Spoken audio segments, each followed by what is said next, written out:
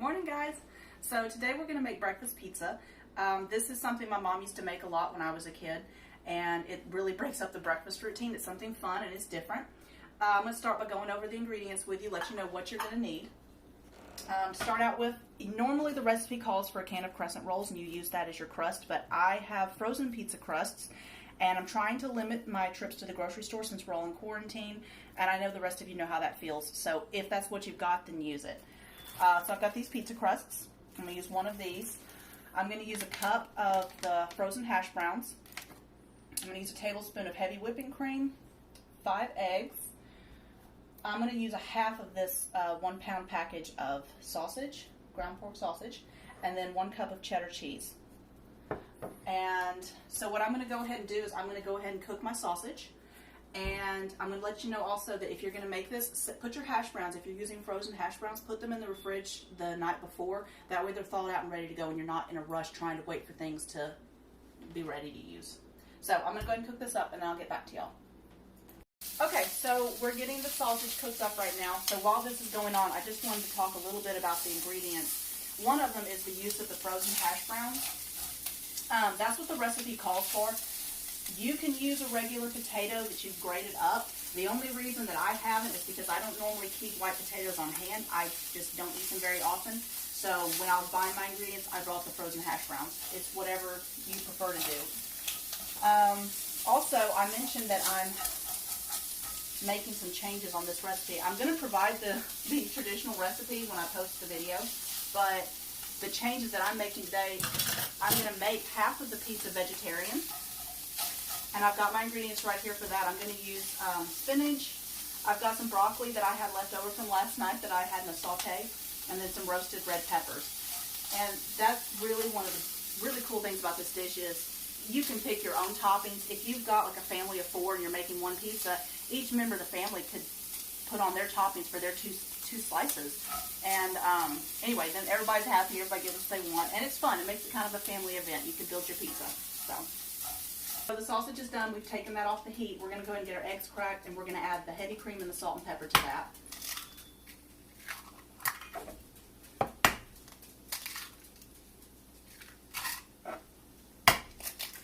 And I think I mentioned this before, but you're going to need 5 eggs total.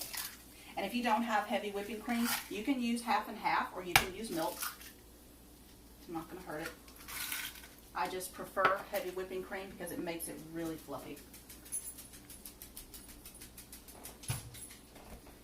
And it's just a sprinkle of salt and pepper to taste. There are no measurements to this.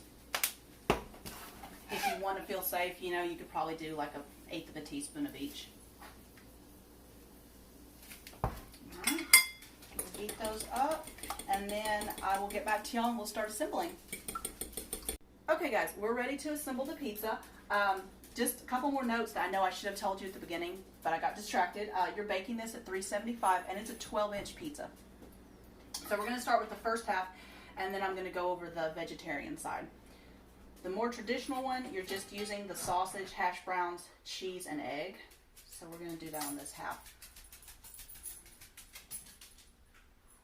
I'm going to try and make it as even as possible. And there's a lot, because one whole pizza actually calls for 1 pound of sausage. And, I mean, this is a very filling breakfast, so this isn't like you're just sprinkling on some pizza toppings.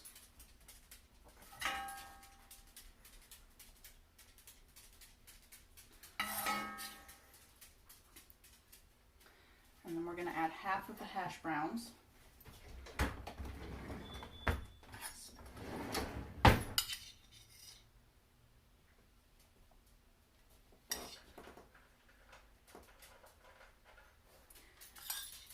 A lot of the breakfast pizzas that you will find on the internet, the recipes use eggs that are already cooked. Like they scramble the eggs and then they assemble it.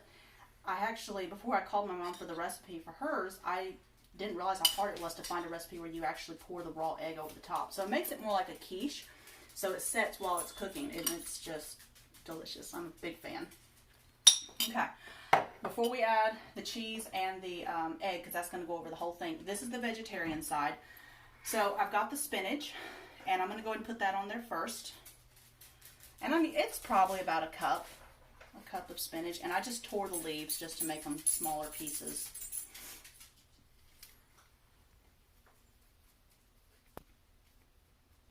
And then this is the broccoli that I had last night, and it's probably about a half a cup of that. You can use whatever vegetables you've got in the fridge. If you have leftovers, if you've got something that's been pre-cooked, or you want to go ahead and prep some vegetables that morning, that is totally fine. That's what makes this so much fun. You can just add your own toppings. Okay. And then I've got some roasted red peppers, and not only are they delicious, they add a lot of pretty color. Kind of looks like Christmas on a plate.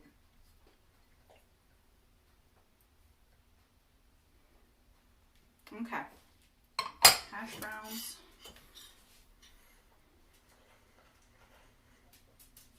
And I'm done using the spoon. I'm sorry, I like using my hands.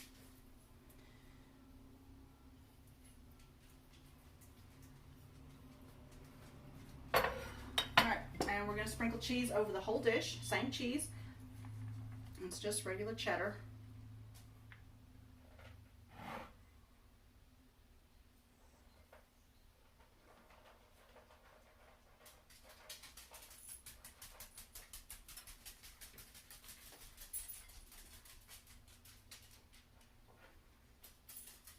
Okay, out of the way, and now we're ready to add the eggs.